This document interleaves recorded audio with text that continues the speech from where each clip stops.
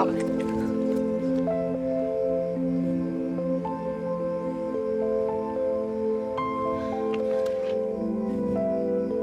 No. Leave. John. Leave. Please. Leave. Leave!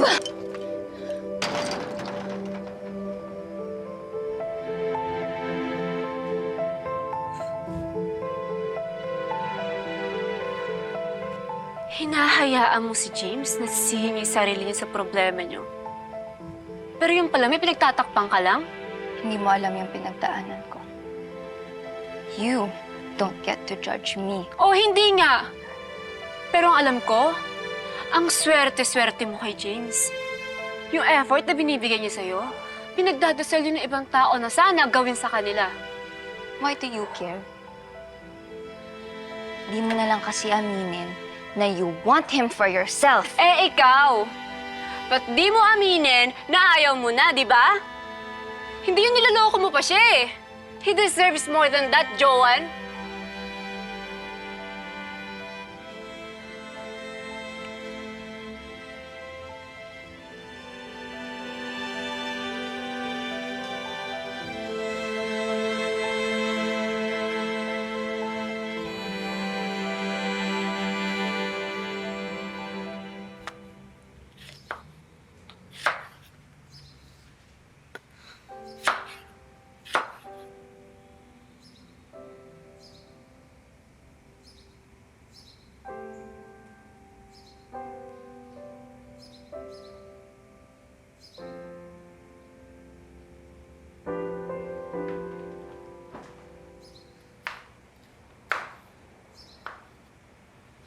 Doon, bakit may mga nakalagay dyan? Si Joe. Ba't pala yung mga gamit niya?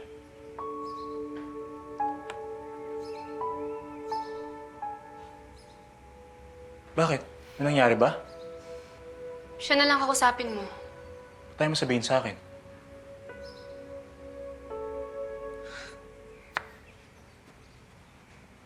Sino kayo? Bakit kayo nandito? Bahay ko to ah! What? Ano ho?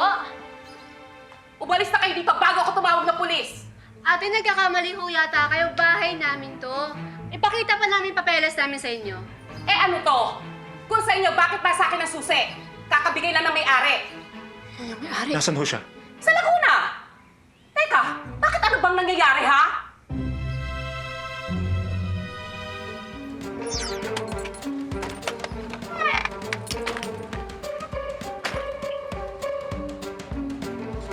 So dito nga talaga sila nakatira. May harap!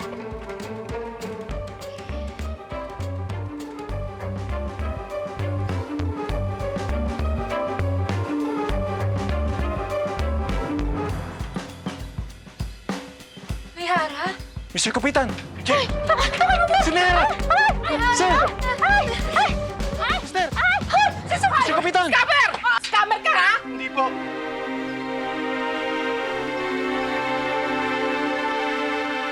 Talaga ano? Hindi pa nga namin alam kung paano susolusyonan yung dalawang pinagbentahan namin. Dinagdagan mo pa ang problema. Ikaw. Naman eh. Dani, anak, pasensya na. Hindi naman namin sinasadyang takbuhan kayo. Niloko niyo ho kami.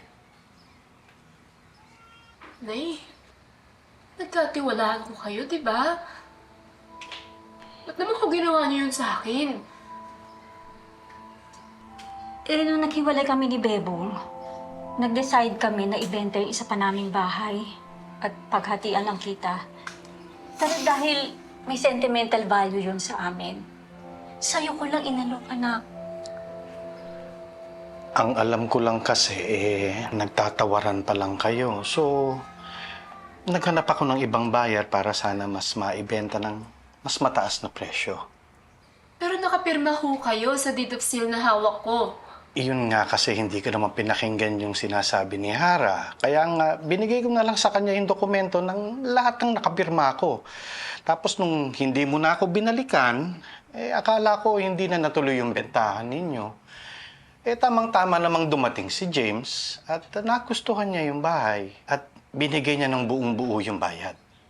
So, Nay, pinirmahan niyo rin yung deed of sale ni James kahit nabenta niyo sa akin yung property? Hindi, anak, hindi. Oh. Finorge ko kasi yung pirma ni Hara. Gawain ko kasi yun nung nasa abroad siya. Di ba alam mo naman yan? Hindi ko naman alam na magiging ganito kalaki yung problema. Nung nalaman ko nga na ginawa ni Bebong yun, naibigay mo na sa akin ng buo ang bayad. Hindi ko na naibalik sa'yo dahil nagamit na namin sa pagpapa-ospital ng nanay ko. Pasensya na. Natakot lang kami, hindi namin alam kung anong gagawin. Hindi ko rin alam kung anong mukha ang ihaharap ko sa inyo. Lalo na sa'yo, anak. Sunod-sunod din kasi yung gulo namin ni Bebong nun eh. Hindi lang sa bahay, pati sa amin ni Bebong. Pilit namin isinasalba. Pero ganun pala yun. Pag wala na, kahit anong kapit mo, talagang wala na. Lalo na nung nagkasakitan pa kami. Di na kami nag-uusap nun.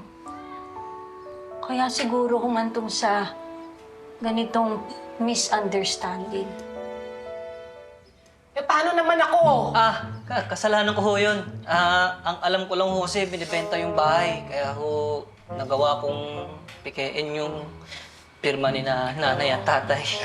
Huwag ho kayong mag-alala at hindi pa naman nagagalaw ng anak ko yung pinambayad ninyo. Ibabalik ho namin ng buong buo. James, Danny, sana mapagbigyan nyo pa kami ng konting panahon. Gagawa namin ng paraan para maibalik sa inyo yung ibinayad ninyo. Kanino ba namin ibabalik ang pera?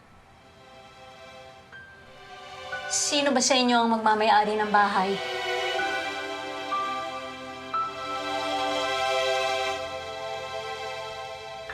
Grabe, tatakasan pa talaga tayo ni Naihara tsaka ni Mr. Kupitan, no? At least, di ba? Finally.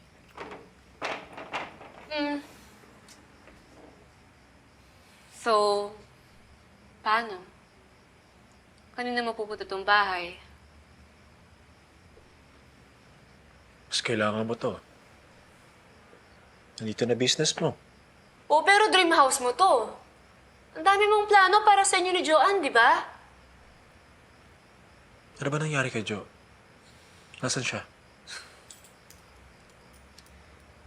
Siya na lang yung kausapin niya.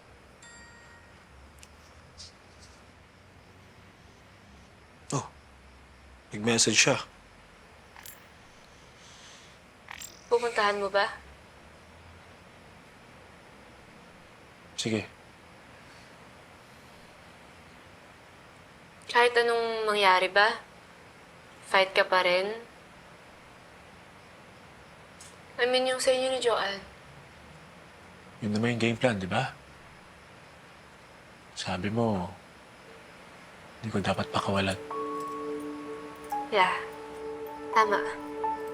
Sinabi ko nga.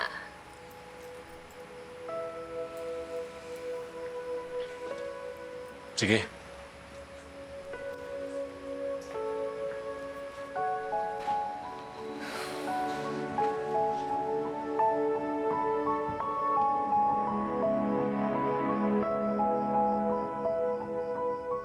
Akala ko kasi, concerned lang ako sa kanya eh.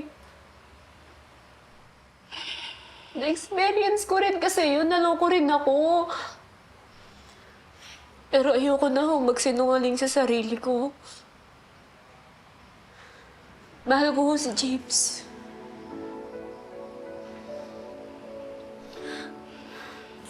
Pero at tanga-tanga niya. Napatawarin niya pa si Joanne, niloko na nga siya. Baka kasi tama pa ako na in love eh. Oy, tumayo ka nga. Tayo. Ikaw talaga. Mama Shoni. Bakit? Napatawad na ba? Ha? Paano mo alam? Imbis na ilaban mo, iiyak-iyak ka dyan ngayon. Bakit kasi ayaw mong sabihin sa kanya yung talagang nararamdaman mo? Natatakot ka, tama? Paano pag sabihin mo pagkatapos hindi pareho yung nararamdaman niya sa'yo? O ano naman, ang importante, nasabi mo, hindi ka magsisisi kinabukasan na hindi ka nakapagsalita nung may pagkakataon ka pa. Yan ang gagawin nung daning kilala ko.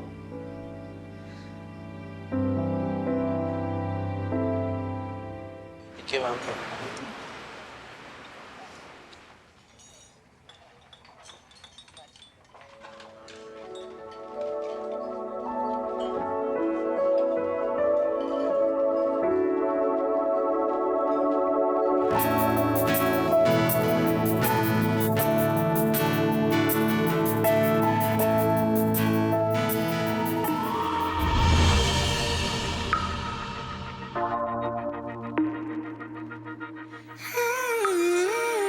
Alam mo ba na di mo na kinailangan kumatok pa sa puso ko, pinasok mo nang biglaan. Di man ako nakapaganda, araw-araw ko'y gumaganda kapag ikaw na ang kasama. Sabi ko ba'y di na ko tinatamaan?